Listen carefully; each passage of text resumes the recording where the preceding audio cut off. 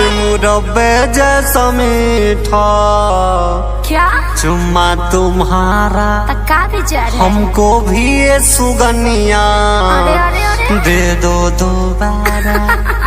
चल हाय। मुरब्बे जैसा मीठा चुम्मा तुम्हारा हमको भी ये सुगनिया दे दो दोबारा। मुरब्बे जैसा मीठा चुम्मा तुम्हारा हमको भी ये सुगनिया दे दो दोबारा। अरे तनिक बर्दाश्त करो।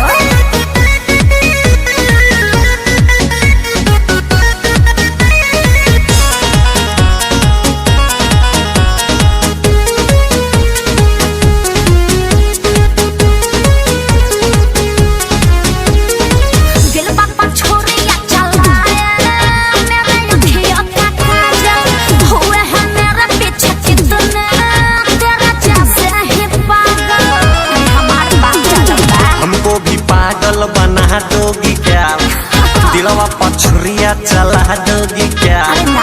हमको भी पागल बना दोगी क्या दिलवा पछुरिया चला दोगी क्या?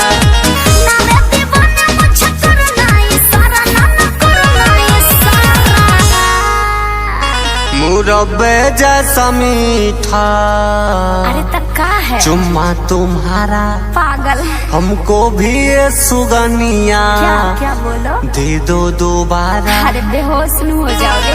मुरब्बे जैसा मीठा चुम्मा तुम्हारा हमको भी ये सुगनिया दे दो दोबारा। मुरब्बे जैसा मीठा चुम्मा तुम्हारा हमको भी ये सुगनिया दे दो दोबारा। कंट्रोल करो प्लीज।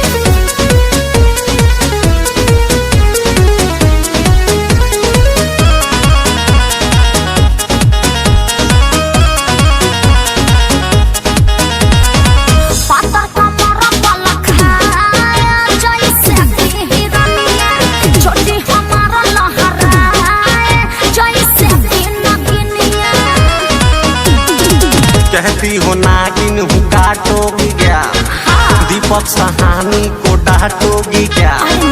कहती हो नागिन हूँ काटोगी क्या आशीष सुधीर जी को डांटोगी क्या?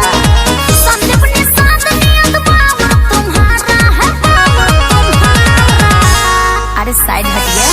मुरब्बे जैसा मीठा अरे तो क्या विचार है? चुम्मा तुम्हारा साचो में हमको भी ये सुगनिया का बोलो ना दे दो दोबारा। अरे सोच के बताओ। मुरब्बे जैसा मीठा चुम्मा तुम्हारा